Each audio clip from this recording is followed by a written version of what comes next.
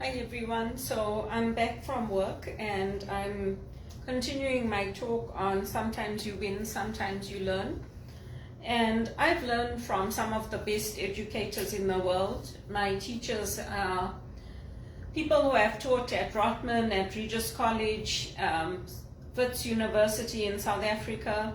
St. Ignatius of Loyola was a great educator. He educated the Jesuit men. And those men have gone on to open universities and colleges together with the Sisters of St. Joseph. And now we learn from them and other sisters, the Sisters of Mercy, the Sisters of Notre Dame who visited the college. They all teach us. And for me, I know that my anxiety is not curable, but it also comes from a sense of underlying worry. In our world today, many people have problems, many people have worries. They are living in unprecedented times. Low wages, high unemployment, a lot of foreign nationals coming into Canada. Meanwhile, those of us who are here cannot get jobs. So we are living in unprecedented times. And most people are experiencing difficulties. At the time John wrote this book, that was also true. Most people are not problem-free or worry-free or flush with money or have two homes. Most people don't have that. Most people don't even have one property that they own in today's day and age. So I am in the majority. And the other thing John says is that he's never experienced a time like the present where people are open to learning and also re-examining their values and their priorities.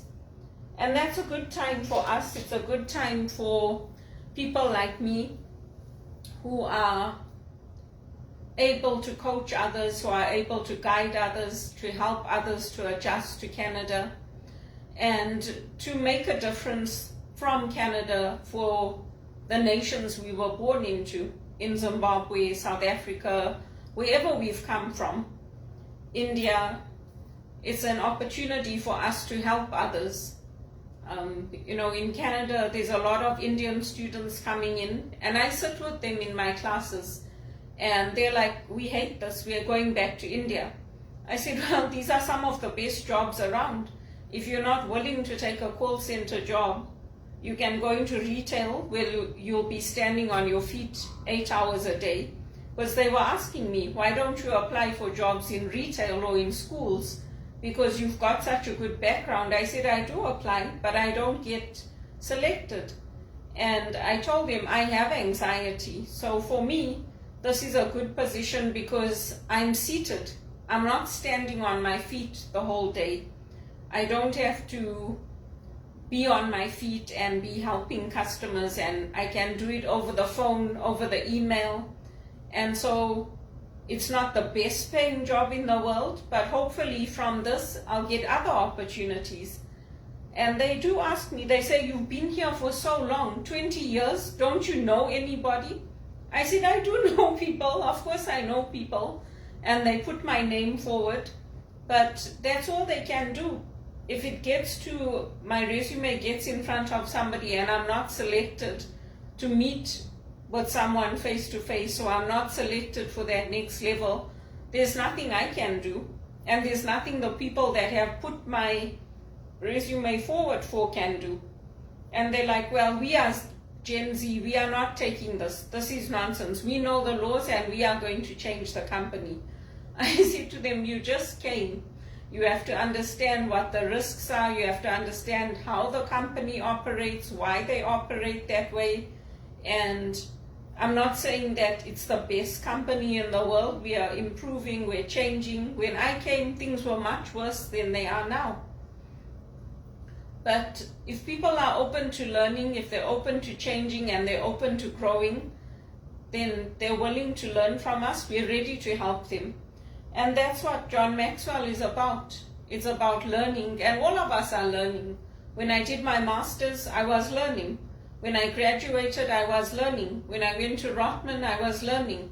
So I've been a lifelong learner, and I probably will never stop learning until the day I die, I will have to be learning, because the world is rapidly changing and everybody has to change and everybody has to adapt. So the more I meet different people, the more I tell them about different experiences I've had, different opportunities to learn. And of course, there's nothing like learning on the job, sitting and watching other people do it.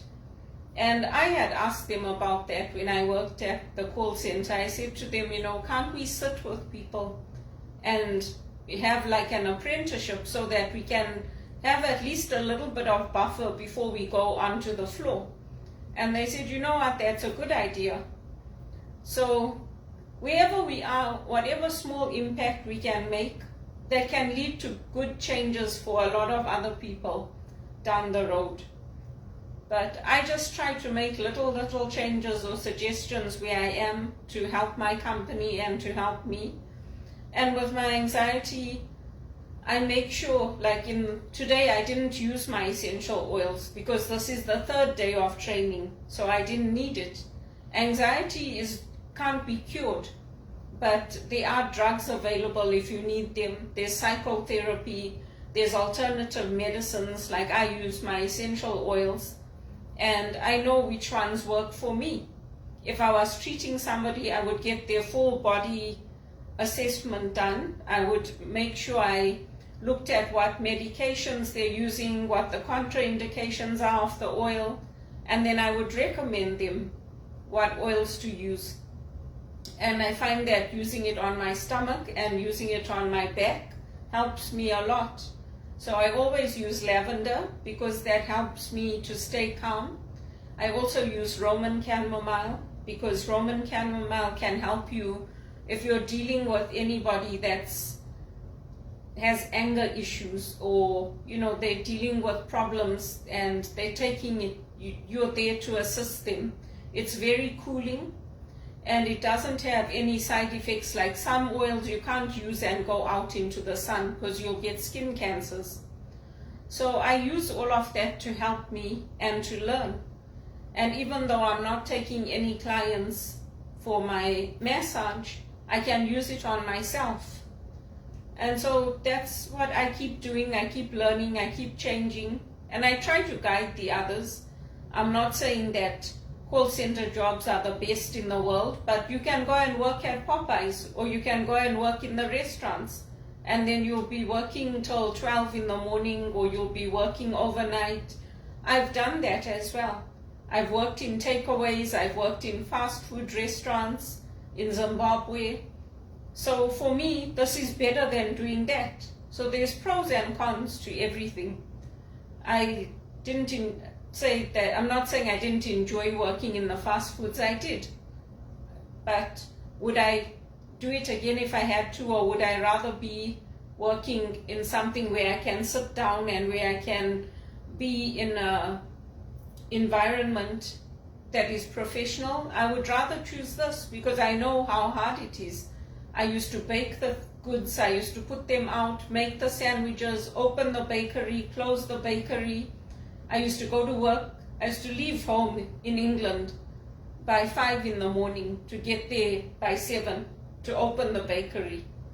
Then when we were done by 5, I used to go home. I worked 6 days a week. I had my admin jobs Monday to Friday, and then I had my Saturday job. One day I had to take off because my body needed it to relax. But where I had to do 7 days a week, sometimes I did it because I didn't have a choice. But that's how I was able to save that little bit of money when I came here and get into Rotman and use that to pay for my education, the first education that I got here. And things are always changing. Just because I did that HR when I came doesn't mean that I can't give up learning. I have to still enroll in conferences, I have to take online courses, I have to keep my skills up to date, and I have to prove that I am taking the training to HRPA. So that's how it goes. I'm going to continue reading and learning, and hopefully I will get speaking engagements and I will get opportunities to speak, maybe even in my own company or maybe elsewhere. Teleperformance did tell me that they've taken my credentials into account, and if there's an opportunity for me to do speaking work with them, they are going to get me to help them and to do the John Maxwell. So that's good for me. And the new team has started. They took a picture together. I wasn't part of that picture, but maybe down the road we will have a picture of us together. So we'll see how it goes. I'm glad I found a solution for my anxiety. And everybody's facing some anxiety now, especially with the war that's going on, with the incident we had in Calgary, with the shooting. I mean, we're all watching out for each other at work. We're all protecting each other. And, you know, we all like each other, and we have good managers that care about us. And we care about our work. So that's how we're moving forward. But that's just 1 or 2 points from that book, and it's just the last part of the first chapter. So I hope you like it, and I hope it helps you.